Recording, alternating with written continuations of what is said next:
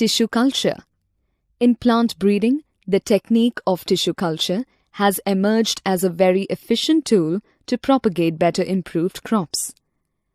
Tissue culture is much approachable technique than other traditional plant breeding techniques. By using this method, cells, tissues, etc.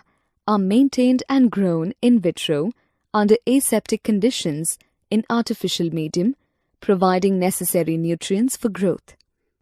In 1839, Schleiden and Schwann proposed that cell is the basic unit of life and is capable of autonomy. Each cell, if given an environment, is capable to regenerate into a whole plant. Based on this theory, a German physiologist, Gottlieb Heberland, in 1902 developed the concept of in vitro cell culture, also called tissue culture. Cells in his experiment increased in size but failed to divide, due to which his predictions failed. However, his hypothesis paved the way for more research. He is thus regarded as the father of tissue culture. Taking cue from his experiments, Hanning in 1907 took nearly mature embryos of crucifers and successfully grew them to maturity. In 1908, Simon regenerated callus, buds, and roots from poplar stem segments and established the basis for callus culture. A breakthrough came from White in 1934, who experimented on tomato roots.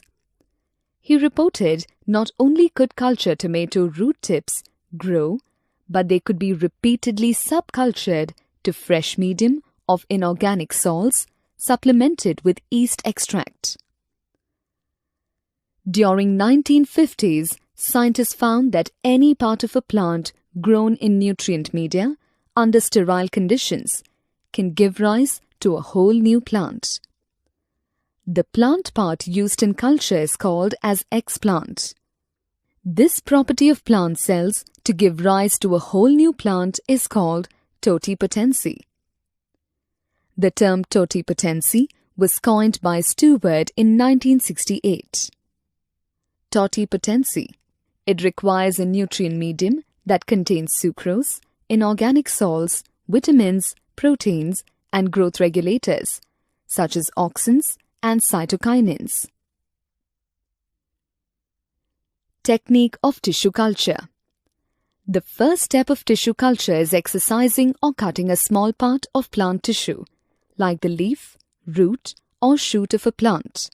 This cut-out part, explant, is then placed in a suitable nutrient medium containing a carbon source such as sucrose, inorganic salts, vitamins, amino acids, and growth regulators like auxins, cytokinins, etc.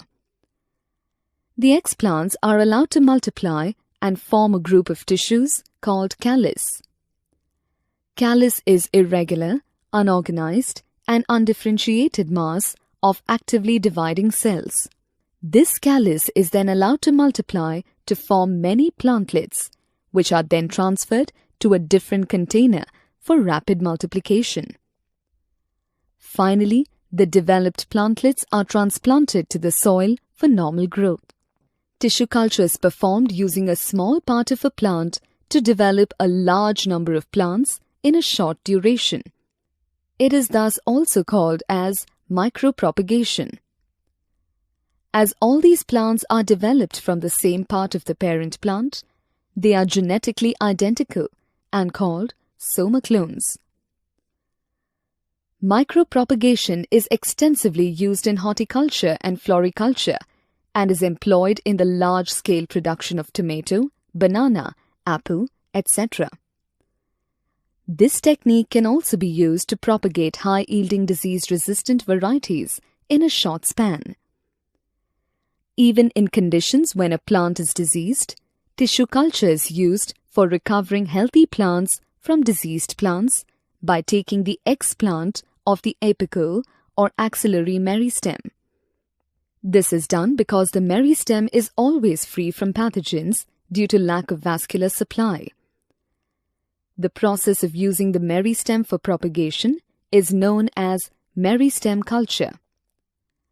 Culturing of meristems has been successfully carried out in plants such as banana, sugarcane, and potato. There are many advantages of tissue culture, which are as follows.